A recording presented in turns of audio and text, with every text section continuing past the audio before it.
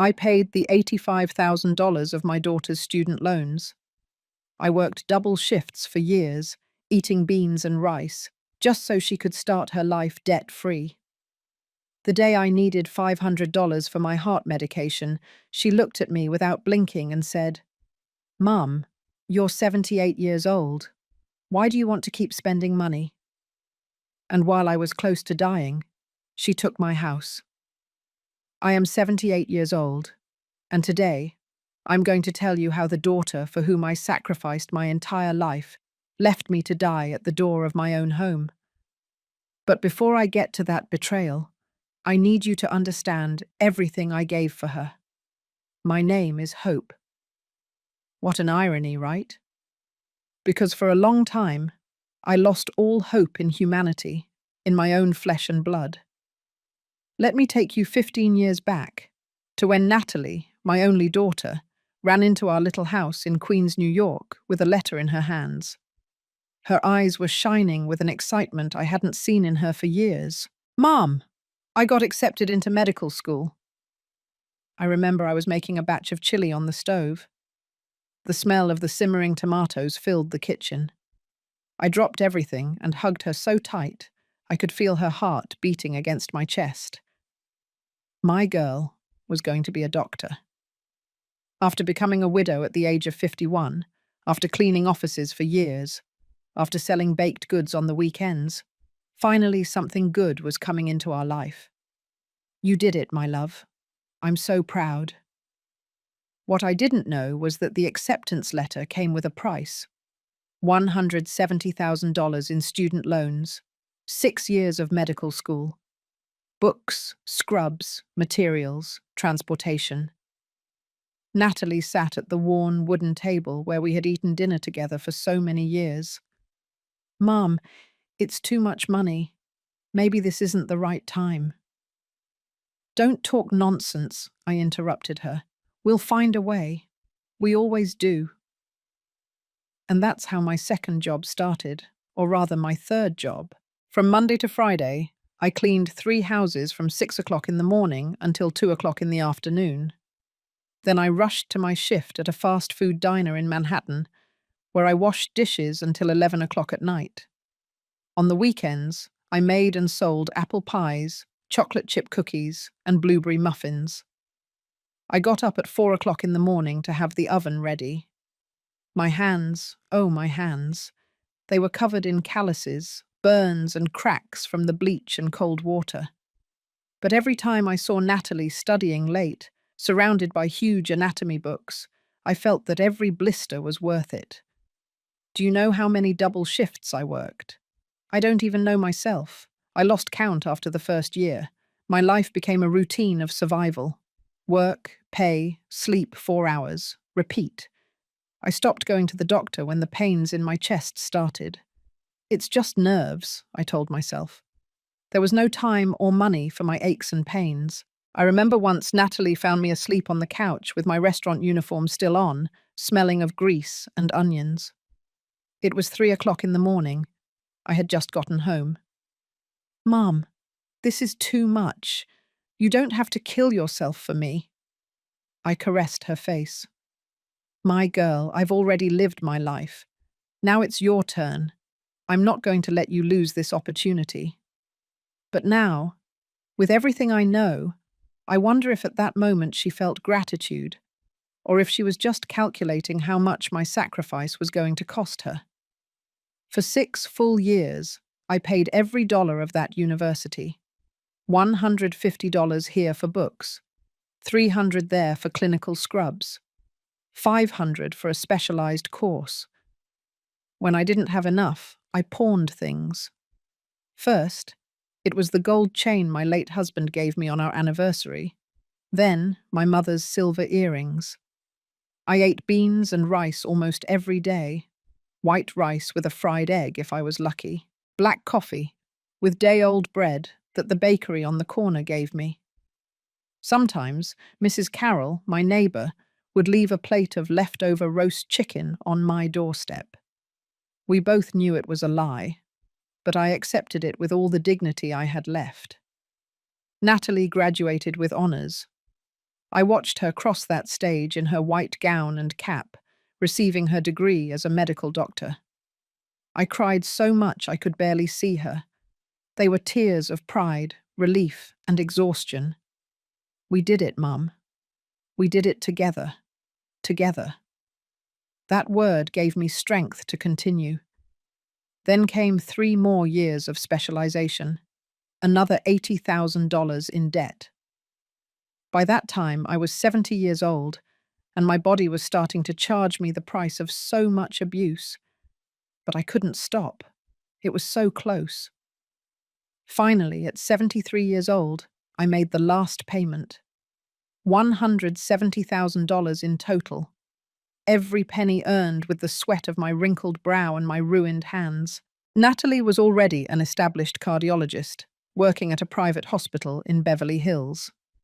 She had married Robert, an architect with a good last name and a better bank account.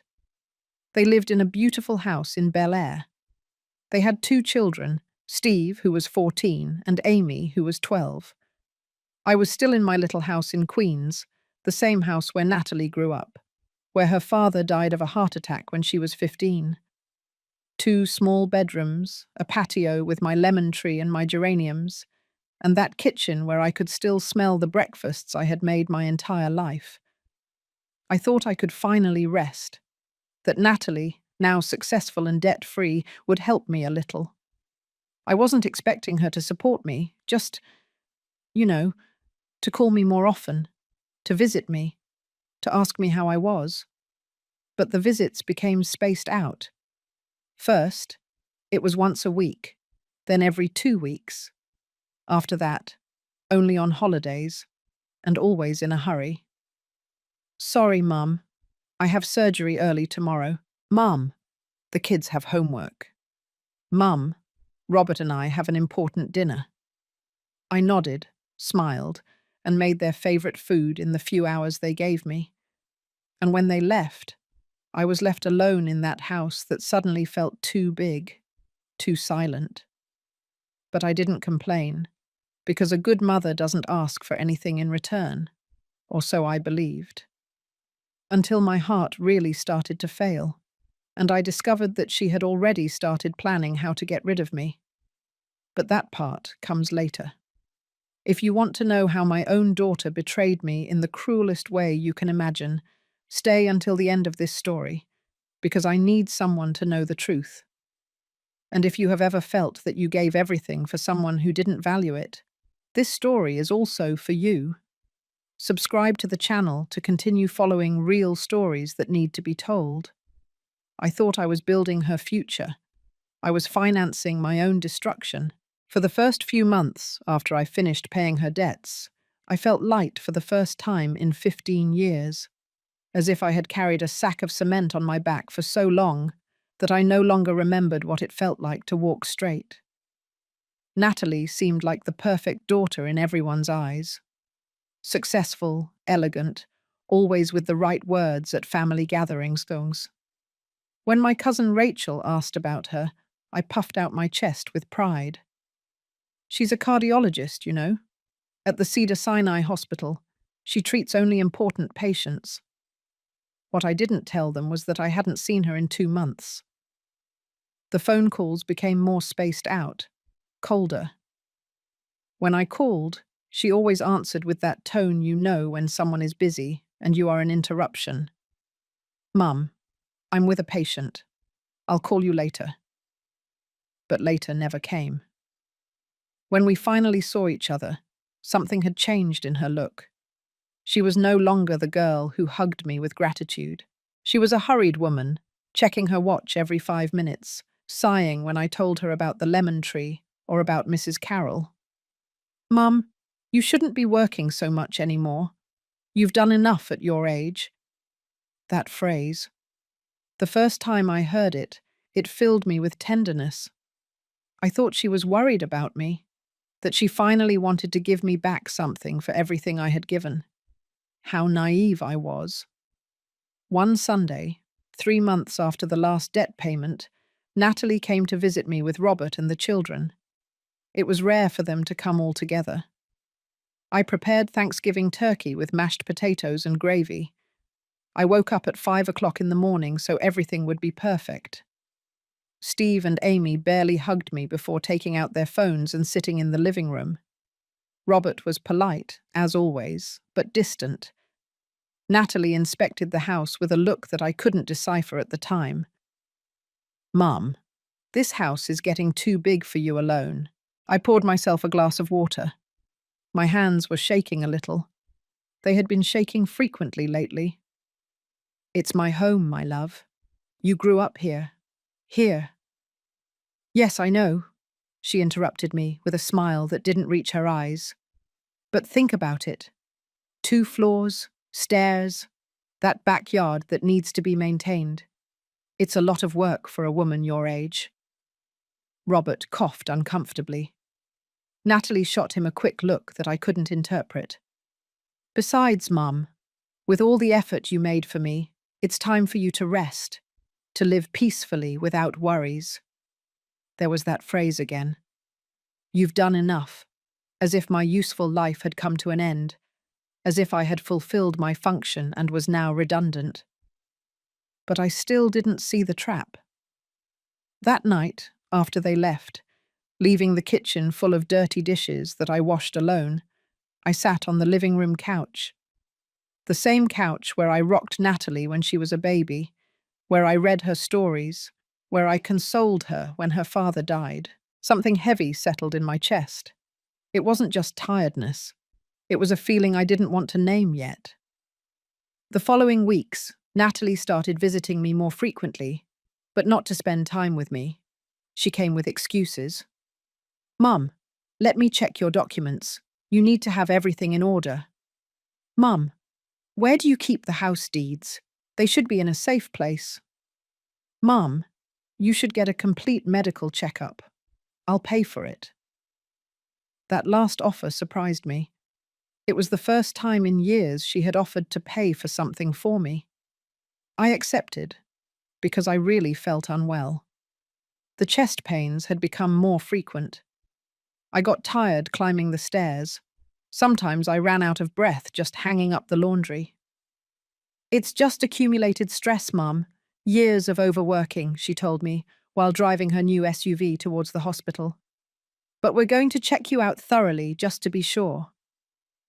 They did tests that I never could have paid for alone. Electrocardiograms, blood tests, X-rays. Natalie knew all the doctors. They treated her with deference, with respect. "Dr. Smith, how nice to see you here." I felt proud again. That was my daughter, the girl for whom I sacrificed everything. A week later, she called me to give me the results. Her voice sounded strange, controlled. "Mum, I need you to come to my office. We need to talk about your heart." The diagnosis was like a bucket of ice water. Early-stage heart failure. Nothing critical yet. But I needed medication, regular checkups, care. "And how much does the treatment cost?" I asked, feeling the floor moving under my feet. Natalie closed the results folder. She leaned back in her chair at her desk, that mahogany desk with her name engraved on a golden plaque. "Dr. Natalie Smith, cardiologist." "Mum, don't worry about that now. The important thing is that you take care of yourself." "But I need to know, honey. I still work at Mrs. Johnson's house and—" "Exactly, Mum. You shouldn't be working anymore. Look at you. Your body is paying the price." She was right. But I also had to eat. I had to pay for electricity, water, gas. My Social Security retirement barely covered the basics. "There are cheaper medications," she said after a long silence. "Not as effective as the ones you really need, but they could help a little." I felt something break inside me, something small, like a dry branch. "And the others? The ones I really need?" Natalie sighed. That sigh that was becoming familiar to me, the sigh of someone who has more important things to do. "They're expensive, Mum. Almost $1,000 a month, and you would have to take them for the rest of your life." the rest of my life, which, according to my sick heart, might not be that long. Look, she continued, softening her voice.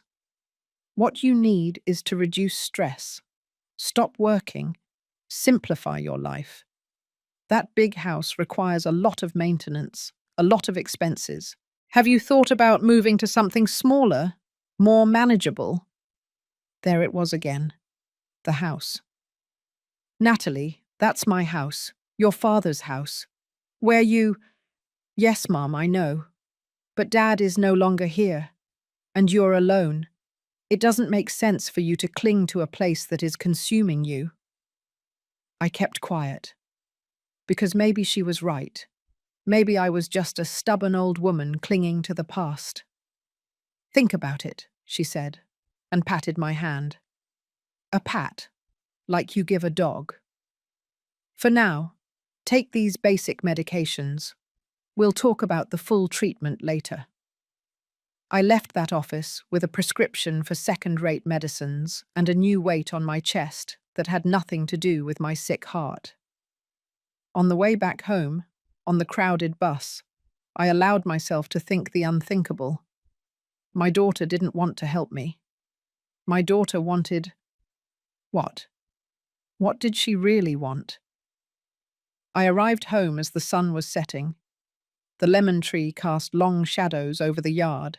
I touched the walls of my kitchen, the same walls that saw Natalie grow up, that held echoes of laughter and tears and lullabies. Maybe it's me, I said out loud. Maybe I'm selfish for wanting to stay here. But deep down, in that place where we keep the truths we don't want to see, I already knew that something wasn't right. I just didn't imagine yet how far her betrayal would go, because the worst had not yet arrived. My heart was failing, but hers was already dead. 2 months after that diagnosis, my body started to charge me the full bill. It was no longer just occasional aches. Now I woke up in the early mornings with a tight chest, as if someone was sitting on me. My legs swelled so much I could barely put on my shoes. One morning, I couldn't take it anymore. It was 3 o'clock in the morning when the pain became unbearable. I called Natalie with trembling hands. Mum, what's wrong? Her voice sounded irritated, sleepy. My love, I can't breathe well, my chest. A silence, then a long sigh. Did you take your pills already? Yes, but then it's anxiety, Mum. Take a deep breath. You can't be calling me at these hours for every little discomfort. I have surgery at 7 o'clock in the morning. And she hung up. I stayed sitting on the edge of my bed, phone in hand, feeling like I was drowning. Not from lack of air, from something much worse. The next morning, Mrs. Carroll found me passed out in the yard. She was the one who called the ambulance. She was the one who accompanied me to the public hospital. Not Natalie. When my daughter finally arrived at the hospital 6 hours later, she had that expression I already knew well, annoyance disguised as concern. Mom, I told you it was nerves. Look at all the fuss you caused.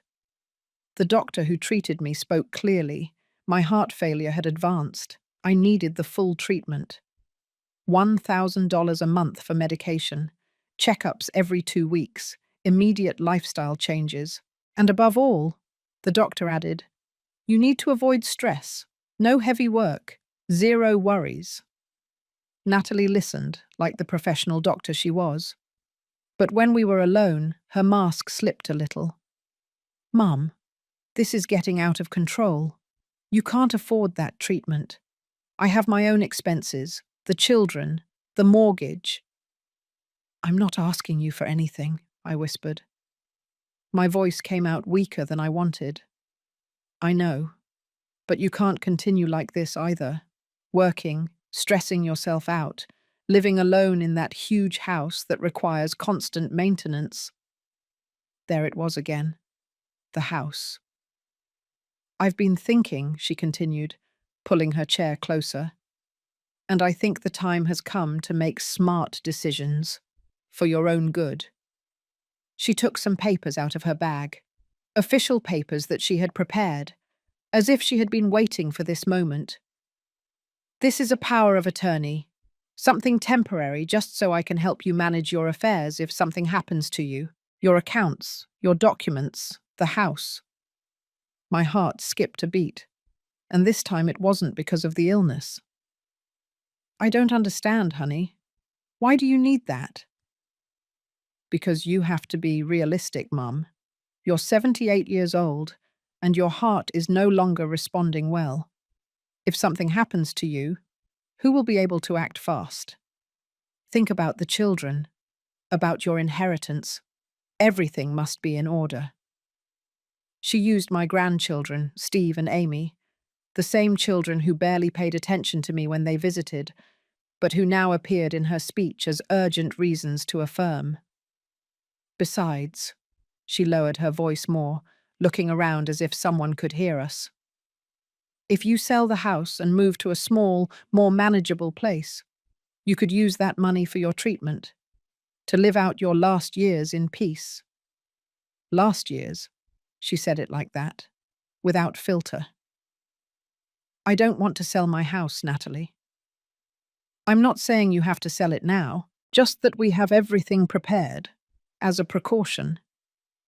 Something in her tone, something calculated, rehearsed. But I was tired, scared. I had just fainted. My heart was a time bomb. It's just for safety, Mum, so I can help you if you can't make decisions. You trust me, right? That question was the perfect trap. How could I say no to the daughter for whom I sacrificed everything? How could I admit that I was starting to doubt her? I signed. With a trembling hand, with a lump in my throat, I signed that damned paper. Natalie smiled, a smile that should have warned me about everything. She put the documents in her bag with quick, efficient movements. Perfect. Now rest. I'll take care of everything. That night, alone in my hospital bed, with the sound of the machines beeping around me, I remembered something I had forgotten, or that I had wanted to forget. 2 weeks before, when Natalie was checking my important documents, she found my wedding ring, that white gold ring with a small diamond that my husband gave me over 50 years ago. Mum, do you still wear this? It's too heavy for your swollen fingers.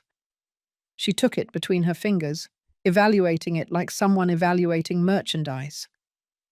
You should keep it in a safe place. Or better yet, let's sell it.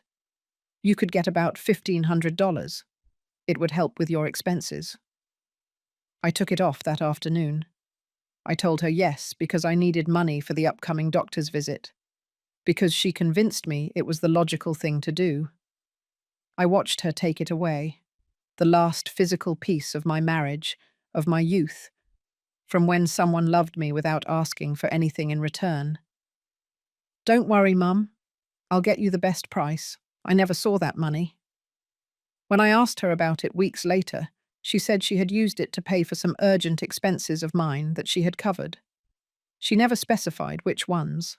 Now, lying in that hospital bed, I finally understood what was happening.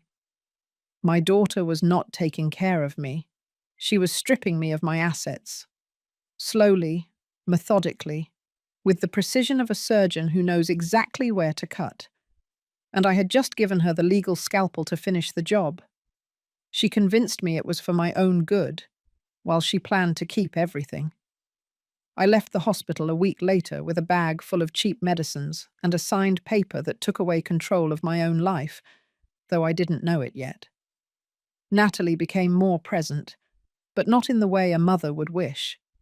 She came to check things, to move papers, to take pictures of the corners of my house with her phone. Just documenting the current condition, Mum, for the insurance. What insurance? She never explained. One afternoon she arrived with Robert and a man she introduced as a property appraiser. She didn't ask me if they could come in. They simply did. The man walked through my house with a tablet, taking notes, measuring walls, evaluating every corner, as if I wasn't there, as if it wasn't mine anymore. Mum, it's just to get an idea of the value, just in case. Just in case what? But I didn't ask anymore, because every time I did, Natalie sighed with that weariness that made me feel like a burden. The appraiser left a folder. Natalie quickly put it away, but I managed to see the number. $350,000. I couldn't sleep that night. My little house was worth that. The place where I raised my daughter alone, where I survived my husband's death, where every wall held priceless memories. On Sundays, Natalie started bringing Steve and Amy more often, but something had changed in how they treated me. "Grandma, is it true that you're moving soon?" Amy asked while playing with her phone, without even looking at me. "Moving? No, my love. Who told you that?" "Mum said you can't take care of yourself anymore, that you're going to a place with nurses." I felt the floor open beneath my feet. I looked at Natalie, who was making coffee in my kitchen as if nothing had happened. "Honey, what is she talking about?" "Oh, Mum, kids confuse things. I just mentioned that there are some very nice residences for seniors, just in case you ever need one." But Amy hadn't confused anything. Her words were too specific. Steve didn't even participate in the conversation. He was engrossed in his video game. These were my grandchildren, the children for whom I was supposedly organizing my inheritance. That afternoon, after they left, I called my cousin Rachel. I needed to talk to someone who really knew me. "Hope, are you okay? You sound strange." I told her everything. The papers, the appraiser, the constant insinuations about moving. Rachel was silent for a long time. "Cousin, I don't like this at all. Natalie is planning something." "Don't say that. She's my daughter. She's just worried about me." "Worried? A worried daughter helps you with your medicine. She doesn't pressure you to sign papers." "Be very careful, Hope. Very careful." But I still didn't want to see. Because accepting the truth meant accepting that I had sacrificed 15 years of my life for someone who was only waiting for me to die to take the little I had. The following week, Natalie arrived with a new folder. She was smiling, but it was that professional smile she used with her patients. "Mum, I found the perfect solution. Look."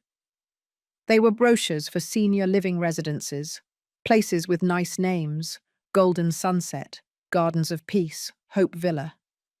"This one is very good. It has 24-hour nurses, meals included, recreational activities. And the best part, it only costs $800 a month. With what we would get from selling the house, you could pay for full years in advance and have money left over for your medical treatment." Every word was like a stab. "I'm not selling my house, Natalie." Her smile hardened. "Mum, be realistic. You're 78 years old, a failing heart. How much longer do you think you can take care of this place? What if you fall down the stairs and no one finds you?" She was using my fear, my age, my illness, everything that made me vulnerable. "In a residence, you would be safe, cared for. I could sleep peacefully knowing you're okay." But it wasn't for me. It was never for me. "Think about it," she said, leaving the brochures on my table. "You don't have to decide today, but you also can't keep denying reality." When I closed the door behind her, I allowed myself to cry everything I had held back, everything I didn't want to admit. My daughter was kicking me out of my own house, slowly, methodically, with arguments that sounded reasonable to anyone listening. "It's for your own good, Mum." But when does someone's good involve stripping them of everything they love? I sat on my couch, the same one where I rocked her as a baby, where I taught her to read, where we cried together when her father died. And in that moment, something in me began to change. Fear began to transform into something different, something I hadn't felt in years, rage, because maybe my heart was failing, but my dignity was still beating strong. She turned me into a burden in front of everyone who knew me. My sister Laura's birthday was the day everything went public. She was turning 75 years old and organized a family lunch at her house in New Jersey. The whole family would be there. Cousins, nephews, and nieces, even some close neighbors. Natalie insisted on picking me up. "You can't go alone on public transport, Mum. What if you get dizzy?" I should have seen the trap. We arrived late. Everyone was already sitting around the tables in the garden. The smell of barbecue ribs and freshly made sauce filled the air. A live band was playing in the background. It was a cheerful party, until Natalie opened her mouth. "Sorry for the delay. Mum took a long time to get ready. You know how it is. At their age, everything takes 3 times as long." Awkward laughter. I felt the heat rise to my face.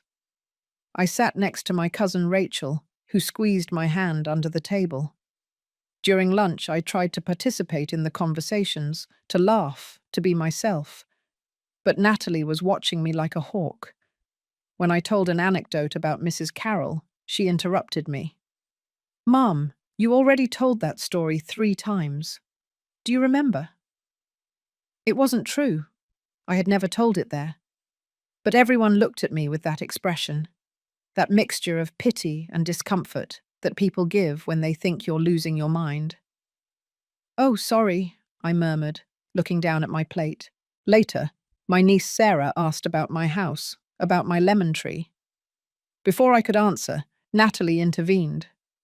"Oh, Sarah, let's not ask too much about that. Mum gets sentimental.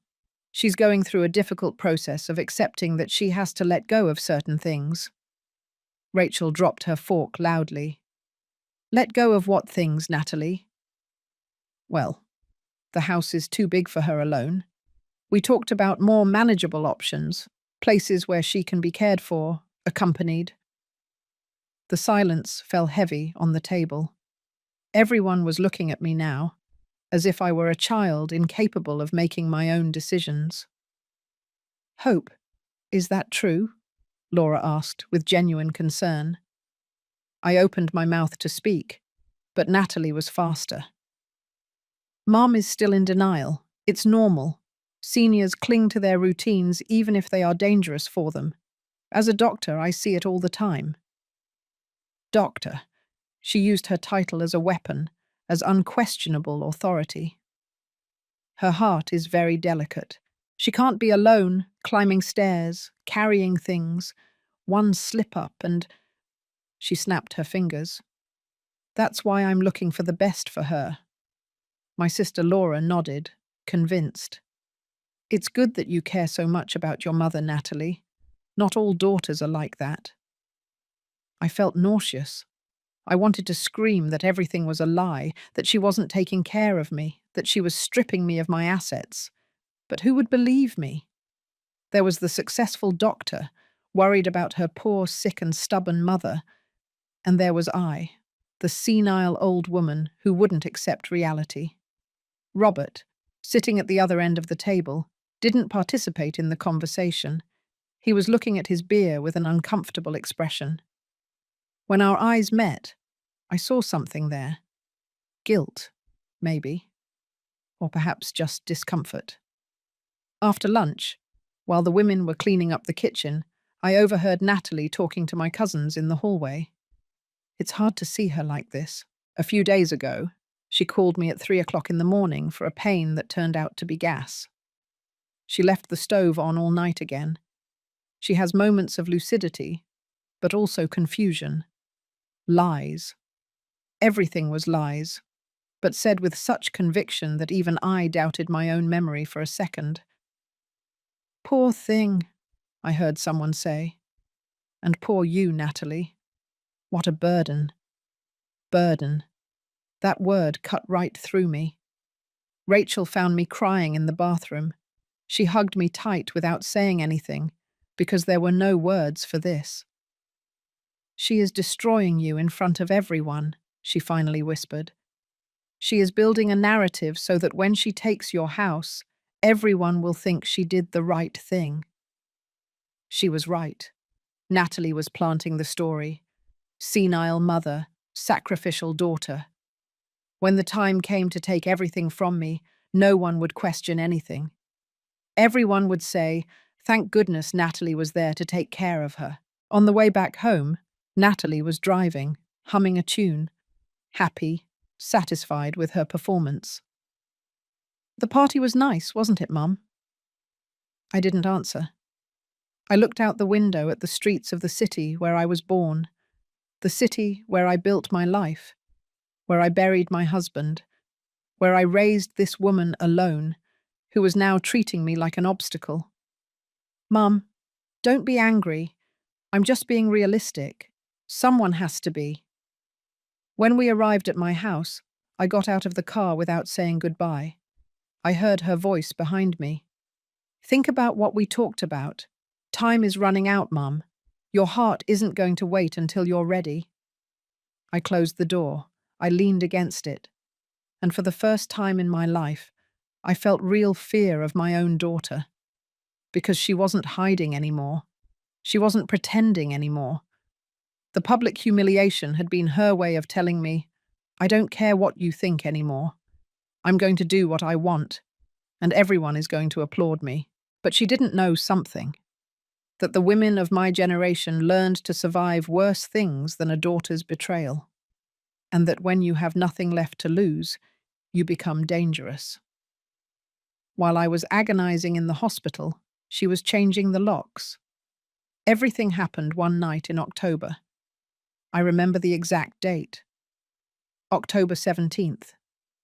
Because it was the day I almost died, and the day I lost my home.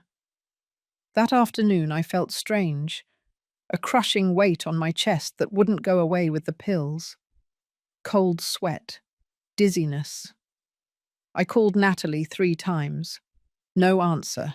At 9 o'clock at night. The pain became unbearable. I called Mrs. Carroll with the last breath I had left. "Mrs. Hope, my goodness, don't move. I'm calling the ambulance now." The next thing I remember is bright lights, distant voices, the high-pitched sound of a siren, and darkness. I woke up 3 days later in intensive care, tubes everywhere, the constant beeping of the machines, a nurse checking my vital signs. "Don't worry, Mum. You had a severe heart attack. You're stable now, but it was very serious." Natalie arrived on the 4th day, not the 1st, not the 2nd, the 4th. She was wearing dark sunglasses even though we were indoors. She sat next to my bed with that expression I already knew, rehearsed concern. "Mum, you gave us a terrible scare." "Where were you?" My voice came out hoarse, barely a whisper. "I was at a medical conference in Miami. I came as soon as I could." Lie. Mrs. Carroll told me later that she had called her the same night of my heart attack. Natalie chose not to come. The following days were a haze of pain, medication, and loneliness. Robert came once, uncomfortable, with flowers that he left on the table without saying much. The children never appeared. Only Mrs. Carroll came daily. She brought me soup, combed my hair, held my hand. "Your daughter is a doctor, and I, who barely finished elementary school, am the one taking care of you." What an irony, right, Mrs. Hope? Natalie showed up occasionally, always in a hurry, always checking her phone, always with that air of making a great sacrifice. I was hospitalized for 12 days. 12 days between life and death. 12 days in which, as I found out later, Natalie had been very busy. The day I was discharged, Mrs. Carroll was the one who picked me up. Natalie had an urgent surgery. Robert offered his car, but she needed it. We arrived at my house at sunset. The lemon tree looked beautiful in the golden sunlight. My neighbour's rose bushes peeked over the fence. Everything looked the same, until I tried to open the door. The key didn't go in. I tried again. Nothing.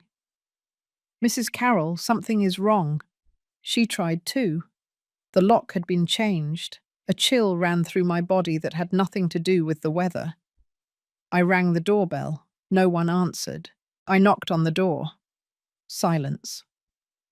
This can't be happening, I murmured, feeling my legs giving out. I called Natalie. She answered on the fourth ring. Mum, what's wrong? I can't get into my house. The lock. Oh, yes. I had them changed, for security. While you were in the hospital, I couldn't leave the house vulnerable. And my keys? A silence. Too long. I have them. But, Mum, we need to talk. You can't live alone anymore. The heart attack was a clear warning. Natalie, open the door. It's my house. Mum, calm down. It's not good for you to get upset. Look, I already spoke with a lawyer. With the power of attorney you signed, Ed, I have the authority to make decisions about the property if your health is at risk. And clearly it is. The world stopped. Mrs. Carroll held me because I was literally falling. What did you do? What I should have done months ago. I transferred the house to my name. It's legal, Mum. Everything is in order. I did what was best for you. I couldn't breathe. My chest was burning again. I found you a perfect place. A residence in New Jersey. Clean, safe, with nurses. The first month is already paid. You can move in tomorrow. Natalie, please. This is not negotiable, Mum. You almost died. Do you want me to find you stiff on the floor of your house 3 days later next time? Because that's what's going to happen. Every word was a slap. I'll stop by tomorrow at 10 o'clock to take you to see your new home. Pack only what is necessary. Clothes, personal documents. I'll handle the rest. Natalie, you can't do this to me. It's already done, Mum. And deep down, when you get over your tantrum, you'll thank me. And she hung up. I stood there, in front of the door of my own house. The house I paid for with 40 years of work. The house where I buried my youth, my dreams, my marriage. Mrs. Carroll was crying next to me. This can't be legal. It can't be. But it was. Because I signed. Because I trusted. Because I was a fool who believed that a mother's love was reciprocated. That night I slept on Mrs. Carroll's couch. She lent me pajamas, made me chamomile tea, and let me cry on her shoulder until I had no tears left. Tomorrow we're going to a lawyer, she told me. This is not going to stay like this. But I knew the truth. Natalie was a doctor, respected, with resources. I was a sick old woman who had signed papers without reading them well. Who would believe me?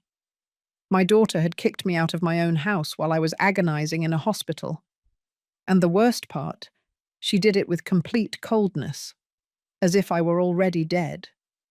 They locked me up like trash. But my mind had never been clearer. The New Dawn residence had nothing new or dawn about it. It was a grey 3-story building in a forgotten neighbourhood of Newark, with rusted gates and a smell of cheap disinfectant that couldn't hide other, worse odours. Natalie left me at the entrance with 2 suitcases. It's temporary, Mum, until you stabilise. Lie number 1000. I was assigned a room on the 2nd floor, 12 square feet that I shared with another elderly woman named Sue, who wouldn't stop praying the rosary out loud day and night. A hard bed, a tiny closet, a window overlooking a pizza parlour's parking lot. That was all. The first few days were a silent hell.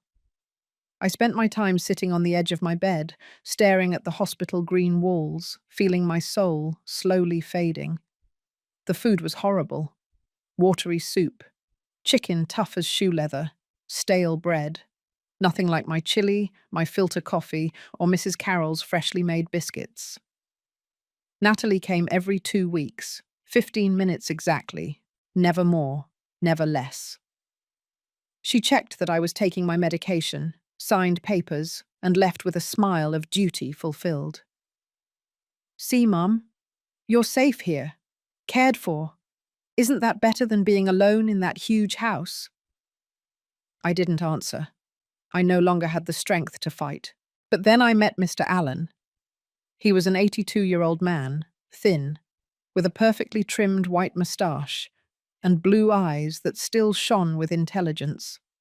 He used an elegant wooden cane and always dressed in a shirt, even if it was just to go down to the dining room. I found him one afternoon in the residence's back garden. I was sitting on a bench, watching the senseless hours pass. "May I?" he asked, pointing to the space next to me. I nodded without much enthusiasm. He sat down with a sigh, took out a handkerchief, and cleaned his glasses. "I hate this place," he said without preamble. "But I suppose you do too." Something in his tone made me smile for the first time in weeks. "Does it show that much?" "Ma'am, you look like someone whose life was stolen. I know because I have the same look." And so began our friendship. Mr. Allen had been an employment lawyer for 40 years. His wife died 5 years ago. His only son, a successful engineer in Seattle, put him in the residence for his own good and kept his condo in Bellevue. He sold it for $450,000. He gives me $300 a month for my expenses. Do you know how much this place costs? $800. He pays the rest and keeps everything that's left over. It was my story, with different names, different numbers, but the same script. Over the next few weeks, Mr. Allen became my confidant. I told him everything: the 15 years of sacrifice, the paid loans, the power of attorney, my stolen house. He listened with a lawyer's attention, taking mental notes. "Hope, what they did to you is financial abuse, possibly fraud. That power of attorney you signed was temporary and specific. It did not give her the right to transfer property.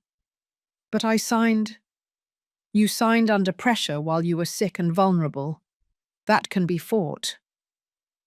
For the first time in months, I felt something akin to hope. I also met Lucy, a 35-year-old nurse who worked the night shift. She was the only employee who treated us like people and not like furniture. One morning she found me crying in the hallway. I couldn't sleep.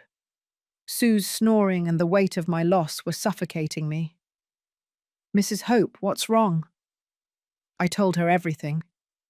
Between tears and contained rage, I told her everything. Lucy squeezed my hands. "My grandmother went through something similar. My uncle took her land in Texas. She died of sadness 6 months later. Don't let that happen to you." "But what can I do? I don't have money for lawyers. I don't have the strength." "You do have strength, and you have witnesses. I've seen you. You are lucid, clear. If your daughter says you're senile, it's a lie, and that can be proven." Mr. Allen, Lucy, and I began to meet in secret, in the garden during the nights when everyone else was sleeping. "We need to document everything," Mr. Allen said. "Every visit from your daughter, every word she says. And we need to find witnesses to confirm the condition of your house, the real value, the circumstances of the transfer." "I know lawyers," he added. "Good ones, the kind that fight lost causes. But we need to build a solid case." For the first time in months, my brain started working again. I wasn't the defeated old woman Natalie wanted me to be. I was Hope, the woman who survived her husband's death, who raised a daughter alone, who worked triple shifts without breaking. And if I could handle all that, I could handle this. "What do I need to do?" I asked, with a voice I hadn't heard in a long time. A firm voice. Mr. Allen smiled. First, stop crying and start documenting. Second, contact people who can testify in your favor. Third, he paused dramatically. Make your daughter so confident that she makes a mistake. Lucy took out her phone. And I can record. When she comes, when she talks, everything you need. Something changed in me that night. Pain transformed into determination, sadness into strategy. Natalie had taken my house, but not my dignity, and much less my ability to fight. I stopped crying, and I started documenting every lie. Mr. Allen got me a small notebook. You're going to write down everything here. Dates, conversations, broken promises, everything. I became a detective of my own life. First mission, get copies of the documents I signed. Mr. Allen had a contact in the public registry who got us copies of the power of attorney and the property transfer for $500. When we read them, Mr. Allen slammed the table with contained fury. I knew it. This power was temporary, 6 months maximum, and only for basic medical and banking matters. It never gave her authority to transfer property. This is pure fraud. Then I can get my house back. If we can prove there was coercion, abuse of trust, and that you were vulnerable, yes, but we need more than this. Lucy turned out to be an invaluable ally. When Natalie came to visit me, she found reasons to be nearby. Organizing medications, checking vital signs, always with her phone in her pocket, recording. In one of those visits, Natalie complained to the residence director. My mother needs more sedatives. She gets anxious, combative. She doesn't want to accept her reality. Lucy recorded everything, including the part where Natalie added, "The less lucid she is, the better for everyone." Those words crushed me, but they also gave me ammunition. Mr. Allen taught me something important. The most dangerous enemy is the one who is too confident. Natalie thinks she's already won. That will be her downfall. My cousin Rachel was the next key piece. I called her from the residence's public phone. "Cousin, I need your help, but it has to be a secret." Rachel came to see me a week later. She pretended to be a new resident visiting the facilities. We sat in the garden like two strangers. I gave her specific instructions. Talk to the neighbors of my old house, especially Mrs. Carroll. Get testimonies of how I lived, of my mental state, of how Natalie pressured me. "And there's something else," I added. "I need you to go to the notary where the transfer was done. Ask who was present, what documents Natalie presented, and if I was there." Rachel squeezed my hand. "They're going to give you your house back, cousin, I swear." 2 weeks later, Rachel returned with information that changed everything. Mrs. Carroll gave a heartbreaking testimony. How she found me passed out, how Natalie took days to come to the hospital, how she saw men changing the locks while I was agonizing. Mr. Frank, my lifelong neighbor, confirmed that I was always perfectly lucid, that I took care of my house, paid my bills, and lived independently. But the most important thing, Rachel spoke with the notary. "Hope, your daughter presented the power of attorney and a false medical certificate that said you were in a state of advanced dementia and could not make decisions. You were never present at the transfer." My blood boiled. A false medical certificate. She, being a doctor, had falsified documents. "That's a serious crime," Mr. Allen said when I told him. "With this and the recordings, we have a solid case. But we needed one more thing, for Natalie to sink herself with her own words." Mr. Allen designed a plan. "You're going to ask her to come. You're going to tell her you're ready to sign more papers, that you accept everything. You're going to make her feel secure, and then you're going to ask her specific questions while Lucy records." It was risky, but it was our only chance. I called Natalie. I faked a weak, defeated voice. Honey, I need to see you. I want to settle some pending papers. About the house. I heard her smile on the other end of the phone. Of course, Mum. I'll come on Saturday. I'm glad you're finally being reasonable. That Saturday, I set up the perfect scene. I asked the director to let us use the private visitors' room. My daughter and I need privacy for legal matters. Lucy hid her phone behind a vase in recording mode. When Natalie arrived, she was carrying a new folder. More papers for me to sign, surely. Mum, you look better. The rest is doing you good. I swallowed my anger. I smiled like the foolish old woman she thought I was. Honey, I've been thinking a lot. About the house, about everything. I'm glad you came to your senses. I just have a few questions. The house was worth $350,000, right? More or less. But with the repairs it needed, I sold it for $280,000. Lie. Mr. Allen found out that she hadn't sold it.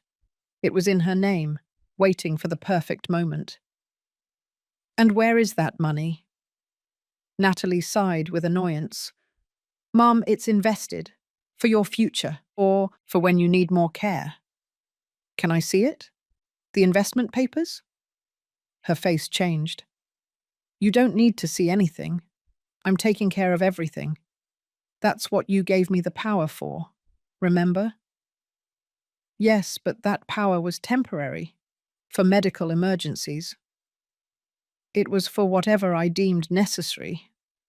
Her voice hardened. Mum, we're not going to start this again. It's just that I don't understand, honey. I worked 15 years to pay for your career. Why do I feel like you're now charging me for every dollar I invested in you? The silence was heavy. Natalie put the folder on the table. Do you want the truth, Mum?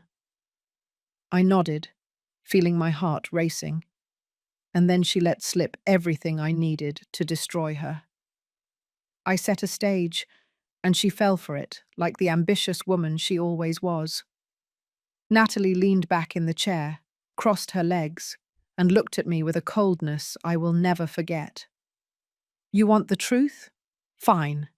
It's time for you to be realistic. I maintained my composure.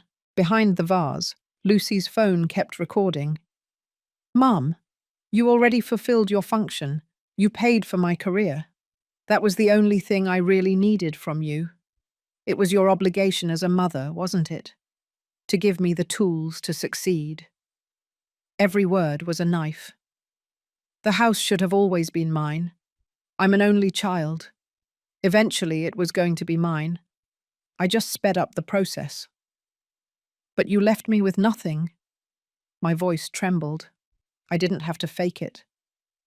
I left you with a roof, food, and medical care. What more do you need at your age? Why waste money on an old woman who has no future? There it was. She had said it, in those exact words. Besides, let's be honest. You already lived your life. You raised your daughter. You got married. You worked. That's it. Now it's my turn to enjoy what belongs to me. And my last years? My memories in that house? Natalie let out a dry laugh. Oh, Mum. Memories are in your head, not on four walls. Get over it. I took a deep breath. Mr. Allen had prepared me for this. Push her more. Make her let go of everything. And if I hadn't signed that power, what would you have done? Her smile twisted. I would have found a way. A dementia certificate is not hard to get when you know doctors. A signature here, another one there. Mum, I'm a doctor. I know how the system works. She had just confessed to falsifying documents. But you made things easier for me by signing. You were always so trusting, so naive. She leaned forward. Look, I'm going to tell you something I never told you. Those 15 years you worked like a dog for me. I never asked you to. It was your decision to sacrifice yourself. I just accepted the gift. It was your education, your future, and I thanked you by being successful. But I don't owe you my entire life for that. I'm not going to be your pension or your company just because you decided to invest in me. Tears ran down my cheeks, but they weren't tears of sadness. They were tears of contained rage. The children, Steve and Amy, what did you tell them about me? The truth, that you're old, that your mind is failing, that it's better for you to be where you'll be taken care of. They understand. They don't need a senile grandma in their lives. Senile? Natalie, I'm perfectly fine. Really? She laughed cruelly. Then why are you locked up here? Why did you sign everything I put in front of you? Why is no one in the family defending you? She stood up. She grabbed her bag. Because everyone knows I did the right thing. Poor Natalie, burdened with her sick mother. What a sacrifice. What dedication. No one questions anything. She walked towards the door, but stopped. Oh, and about the money from the house. It's not invested for you. I used it as a down payment for a condo at the beach in Florida. Robert and I needed a place for vacations. You don't need vacations anymore, Mum. You just need a place to die in peace. She opened the door. I'll see you in 2 weeks, or maybe 3. I have a very busy schedule. And she left. I remained seated, trembling, but not from fear, from power. Lucy ran in 2 minutes later.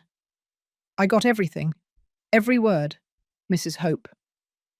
Mr. Allen appeared behind her. He had been listening from the hallway. It's enough. We'll sink her with this. Rachel was there too. She had come to give moral support. She was crying with indignation. That wretch! How can someone be so cruel to their own mother? That night, in my shared room with Sue and her endless rosaries, I listened to the complete recording. Every venomous word, every arrogant confession. Natalie had fallen into the perfect trap. Her arrogance had blinded her so much that she didn't see the blow coming. Mr. Allen brought in his contact. Mr. Martin Baker, a 60-year-old lawyer, grey-haired, with a bulldog face and a reputation for never losing cases of financial abuse. He listened to the recording in silence. When it finished, he took off his glasses and cleaned them slowly. Mrs. Hope, this is pure gold. Confession of fraud, falsification of medical documents, aggravated financial abuse, dispossession. Your daughter is not only going to lose the case, she may face criminal charges. Criminal charges. She's a doctor. Falsifying medical certificates is a serious crime. She can lose her professional license, her career. I felt a small flicker of doubt. She was my daughter, after all. But I remembered her words. An old woman who has no future. How long will it take? I asked. With this evidence, the testimonies, and the documentation we already gathered, we can file the lawsuit this week. The normal legal process would take months, but with such compelling evidence, I can request immediate precautionary measures. What does that mean? It means we can freeze the house, prevent her from selling or mortgaging it while the case is being resolved, and hopefully have a ruling in 3 or 4 months. 3 or 4 months. It seemed like an eternity. But after what had happened, I could wait. Let's do it, I said with a firmness I hadn't felt in years. Mr. Allen smiled. There's the hope I knew, the one who doesn't give up. We signed the papers that same afternoon. The lawsuit was filed the following Monday, and I prepared for war, because Natalie didn't know who she had messed with. She thought she had destroyed a weak-old woman, but she woke up a lioness. Justice did not come from the sky. I built it with my own trembling hands. The legal notification reached Natalie's hands on a Tuesday morning. She was in her office when the court officer knocked on her door. I knew because she called me 30 minutes later, furious, like I had never heard her before. "What in the world did you do, Mum?" Her voice trembled with rage. I remained calm. Mr. Allen had trained me for this moment. "Taking back what's mine, Natalie. Do you have any idea what you just did? The ridicule you're going to put me through? I'm a respected professional. You're a thief, and now the whole world is going to know it." Deadly silence on the other end. "You're going to regret this. I'm going to prove you're demented, that you were manipulated, that—" "I have recordings, Natalie, of everything you said, of how you confessed to falsifying documents, of how you called me a worthless old woman." I heard her breathe heavily. Then she hung up. Mr. Baker had done an impeccable job. The lawsuit included dispossession, fraud, aggravated financial abuse, falsification of documents, and financial violence against a senior citizen. The precautionary measures worked. The house was frozen. Natalie could not sell it, rent it, or mortgage it until the case was resolved. But the best part came later. Robert called me 2 days after the notification. His voice sounded tired, ashamed. "Mrs. Hope, I need to talk to you alone." We met at a coffee shop near the residence. Robert had deep, dark circles under his eyes. His hair was messy. He wasn't the neat man I knew. "I didn't know anything," he said before sitting down. "I swear on my children that I didn't know how she had treated you. The house, the false documents, nothing." "How is that possible? You live with her." "Natalie hid everything from me. She told me you had signed voluntarily, that you were happy at the residence. I wanted to believe her." He looked down. "But when the lawsuit arrived and I read the accusation, I confronted her." "And what did she say?" "She went crazy. She screamed that you were ungrateful, that after everything she did for you, that's how you repaid her. I told her, what did you do for her? She paid for your entire career." Robert pulled an envelope from his briefcase. "I found this in her study. Documents she planned to use in her defense. The false medical certificate she presented to the notary. Emails where she was getting quotes for the condo in Florida, using the money from your house. Everything." He handed me the envelope. My hands trembled as I opened it. "Why are you giving me this?" "Because I have a mother too. And if someone did to her what Natalie did to you, I would want them to pay. Besides," he paused for a long time, "Steve and Amy found out everything. They heard the recording presented in the lawsuit." "And how are they?" "Devastated. Amy won't speak to her mum. Steve is in therapy. It broke their hearts to know that their grandmother needed them, and they believed the lies. Tears came without warning. They are not to blame. I know, that's why I want you to know that they will testify in your favor if necessary. And I will too." Robert became a key witness. He, who had lived closely the transformation of Natalie into a cold and calculating woman. The trial was set for mid-December, 3 months after we filed the lawsuit. The courtroom was packed. Natalie arrived with her lawyer, a guy in an expensive suit who looked more like a salesman than a litigator. She was wearing dark sunglasses, as if she were a victim of something. I arrived with Mr. Allen on one side, Lucy on the other, and Rachel behind me, my little army. The judge was a man in his 60s, with a serious demeanor. He first listened to Natalie's defense. Her lawyer tried to paint me as a senile old woman manipulated by strangers who wanted to take my money, that Natalie had acted out of love, protecting my assets. Then it was our turn. Mr. Baker presented the recordings. In that silent courtroom, Natalie's voice resonated like thunder. "You already fulfilled your function. It was your obligation as a mother. I'm not going to waste money on an old woman who has no future." I watched Natalie sink into her chair. how her lawyer closed his eyes in resignation. Then came the testimonies. Mrs. Carroll cried, recounting how she found me passed out. Mr. Frank confirmed my mental lucidity. Rachel narrated the systematic manipulations, but the final blow was Robert. He presented the documents Natalie was hiding, the false medical certificate with a forged colleague's signature, the emails about the condo in Florida, everything. My wife did not act out of love, Robert said with a firm voice. She acted out of ambition. And the worst part is that she destroyed the only person who truly loved her unconditionally. Natalie tried to speak. She stammered something about misunderstandings, about misinterpretations. The judge raised his hand. Enough. Amy and Steve were in the room. Amy was crying silently. Steve looked at me with a mixture of shame and sadness. After 2 hours of presenting evidence, the judge withdrew to deliberate. He returned 30 minutes later. I have carefully reviewed all the evidence presented. The recordings, the testimonies, the documents, and my verdict is clear. I felt my heart jumping out of my chest. The house is returned to its rightful owner, Mrs. Hope Garcia.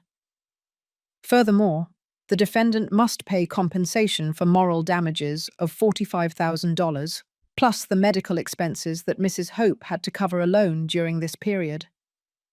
I couldn't believe what I was hearing. Additionally, I have ordered a criminal investigation into the falsification of medical documents.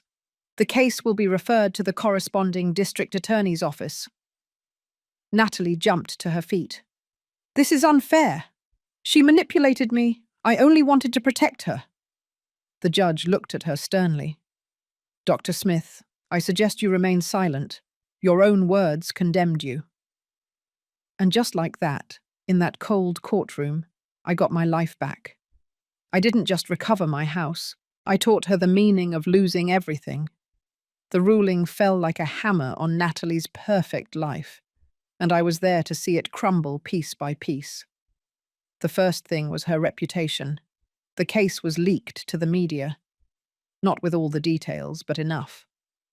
Doctor strips sick mother of her assets. The headlines were merciless. Her colleagues at the Cedar-Sinai Hospital found out. Murmurs started in the hallways. Patients began cancelling appointments. Who wants to be treated by a doctor capable of doing that to her own mother? The hospital administration asked her to take some time off. An elegant euphemism for, "We don't want your scandal here." The criminal investigation advanced quickly. The colleague whose signature she forged on the medical certificate filed charges. The medical board opened a review process for her professional license. Natalie, the successful cardiologist, the respected professional, was collapsing. But what hurt her the most was losing her family. Robert filed for divorce 2 weeks after the trial. He told me when he came to help me move back into my house, I can't stay with someone capable of this. The values I thought we shared never existed. And the children? They're with me. Natalie can see them, but with supervision. They themselves asked for it that way. The day I returned to my house was bittersweet. The property was intact, but it felt empty, cold, as if the months of abandonment had stolen its soul. Mr. Allen, Lucy, Rachel, and Mrs. Carroll helped me clean, air it out, and bring it back to life. Robert brought back furniture that Natalie had taken out. Steve and Amy came to help too. "Grandma, forgive us." Amy cried in my arms. "We believed her lies. We thought you—" "Shh, my girl. You are victims too. She fooled everyone." It was Steve who told me the worst part, or perhaps the best, depending on how you looked at it. Mum had to sell the condo in Florida. She needed money to pay your compensation and her lawyers. She lost everything she invested. Poetic justice at its finest. The place she bought with the money from my house, the symbol of her betrayal, she had to sell to pay me back. A month after the trial, Natalie tried to visit me. She arrived alone without warning in the middle of the afternoon. I saw her from the window. She looked destroyed, thin, with unkempt hair, wrinkled clothes. She was no longer the neat and successful doctor. She rang the doorbell. I didn't open immediately. I let her wait. When I finally opened the door, she stood there, not knowing what to say. "Mum, What do you want, Natalie? Forgive me. I need you to forgive me. I lost everything. My job, my marriage, my children hate me. I have nothing." Those words, the same ones I could have said months ago. "And you come seeking forgiveness because you need it, not because you are truly sorry?" She cried, real tears this time, without calculation behind them. I don't know what happened to me. Ambition, money, wanting to give my children what I didn't have, I got lost along the way. You had everything, Natalie. A mother who worked herself to death for you, an education that opened every door for you. But it wasn't enough.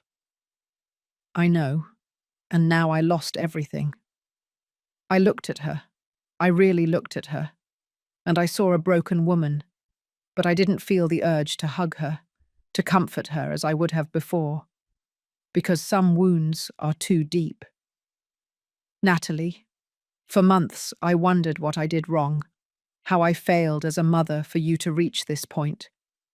But now I understand that it wasn't my fault. I gave you unconditional love. You chose to turn it into a commercial transaction. Mum, please. I won't deny you forgiveness, but I won't forget either. You can continue your life, rebuild what you destroyed, but don't expect me to be there to pick you up every time you fall. She took something out of her bag. A key. It's for the house, the last copy I had. I took it.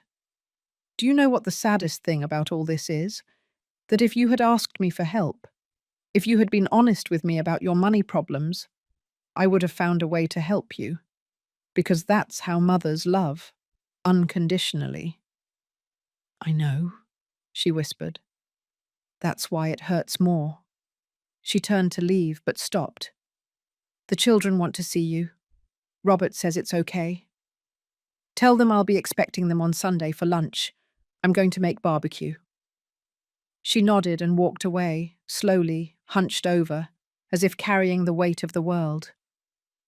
Did I feel pity? Yes. She was my daughter, after all. Did I completely forgive her? No, because true forgiveness takes time, and some betrayals leave permanent scars. That night, sitting in my living room, with a hot cup of filter coffee in my hands, I looked around. My house, my home, recovered. Mr. Allen had died 2 weeks after the trial. His heart simply stopped while he slept. But he died happy, knowing that he had helped win one last battle. Lucy kept visiting me. She was no longer my nurse. She was my friend. Rachel came every week with donuts and neighborhood gossip. Mrs. Carroll continued to leave me little plates of food on my doorstep, even though I no longer needed them. I had lost months of my life. I had suffered betrayals I never imagined. But I had also found something I didn't know I had. Strength, dignity, the ability to get up when everything seemed lost. Natalie took my house for a while, but I took something from her that she will never be able to recover. Her peace. Because now she will live the rest of her life knowing that she destroyed the only person who loved her without asking for anything in return. And that is the true poetic justice. At my 78 years old, I learned that it is never too late to defend yourself and never too early to reap what you sow. 6 months have passed since the trial. 6 months in which my life has been rebuilt in ways I never imagined. My house is full of life again, not in the way I expected, but in a more authentic, more real way. Sundays became sacred. Steve and Amy come for lunch. I teach them to make biscuits by hand. I tell them stories about when their mother was a child, the good stories before ambition consumed her. "Grandma, why did Mum change so much?" Amy asked me one afternoon while we were grinding the spices for the barbecue sauce. "Sometimes, my girl, success makes us forget where we come from. Your mum got lost along the way, but that doesn't mean she can't find herself again." "Do you think she will?" "That depends on her. I've already done my part." Robert also comes once in a while. He feels guilty for not having seen the signs, but I don't hold a grudge against him. "Mrs. Hope, if I had known—" "Stop, dear. The important thing is that you were there when it mattered. That is worth more than any apology." With the compensation Natalie paid, I was finally able to afford my complete medical treatment. The medicines I really need, the regular checkups, a dignified life. I still work, but now by choice, not necessity. I sell my cupcakes on the weekends because I like it, because it's my tradition. The people in the neighborhood say they are the best in Queens. Mrs. Carroll and I became inseparable. We share coffees in the afternoons, laugh at the soap operas, and keep each other company in the silence. "Mrs. Hope, you are the bravest woman I know." "I wasn't brave, Carol. I just stopped being afraid." And it's true. For years I lived in fear of bothering, of asking, of claiming what was mine. Fear that my daughter would stop loving me if I wasn't the perfect, sacrificing mother. But that fear almost killed me. Literally. Now I live differently, with my head held high, knowing that my worth is not in what I can give, but in who I am. Natalie is rebuilding her life, slowly. She got a job at a smaller clinic, with a much lower salary. The criminal process ended with probation and community service. She lost her license for 2 years. I see her from afar sometimes. We cross paths at the market, on the street. We greet each other with a nod. Nothing more. Do I love her? Yes. She's my daughter. That doesn't change. Do I trust her? No. And perhaps I never will again completely. Do I need her? Not anymore. And that was the most liberating discovery of all. One ditsi. 3 months after the trial, a letter arrived at my door. It was from Natalie, handwritten, not printed. Pages and pages of apologies, acknowledgement, and pain. "Mum, I don't expect you to forgive me. I'm not even sure I deserve it. But I need you to know that I carry what I did every day, not because of the judge's sentence, but because of the sentence of my own conscience. I destroyed the most valuable thing I had for things that are worthless. The condo, the money, the prestige. Everything is gone. But you are still there. And I am here, alone with my decisions. Maybe someday I can look you in the eye without feeling this shame that is eating me alive. In the meantime, I just want you to be happy, to live in peace in the house that was always yours, your daughter who learned the hardest lesson." I put that letter in the drawer where I keep my treasures. I didn't throw it away, because forgiveness is a process, not an event. The lemon tree in my yard bloomed this month. Mr. Allen once told me, "The trees that survive the strongest storms are the ones that bear the sweetest fruit." He was right. This story, my story, is not just about a recovered house or a daughter who betrayed. It's about finding strength when you thought you had none left. It's about knowing that your dignity does not depend on how much you give, but on how much you respect who you are. It's about understanding that true love never humiliates, never strips you of your assets, never destroys. And it's about learning that sometimes the families we choose are stronger than blood families. Today, at my 78 years old, with my weak heart but my unbreakable spirit, I live every day as a gift. I take care of my geraniums, prepare my filter coffee, greet my neighbors, and hug my grandchildren. And when I sit in my living room on that couch where I rocked baby Natalie, I no longer feel pain. I feel peace. Because true wealth is not in what you possess, but in what you don't allow them to take from you. Your worth, your dignity, your right to be treated with respect. Those things no one can steal from you unless you let them. And I no longer allow anything. If this story touched something in your heart, if you ever felt that you gave everything for someone who didn't value it, or if you know someone who is going through something similar, leave me a comment telling me your experience. I would love to know which part of the world you are listening to me from. And remember, it is never too late to defend what is yours. It is never too late to recover your dignity. It is never too late to bloom again. Like this video if you think hope did the right thing. Subscribe to the channel for more real stories that need to be told. And share this with someone who needs to hear that they can get through it. Because sometimes, the best victories are not the ones that come easy. They are the ones you build with your own trembling hands. Until the next story. And remember, your life is yours. Defend it.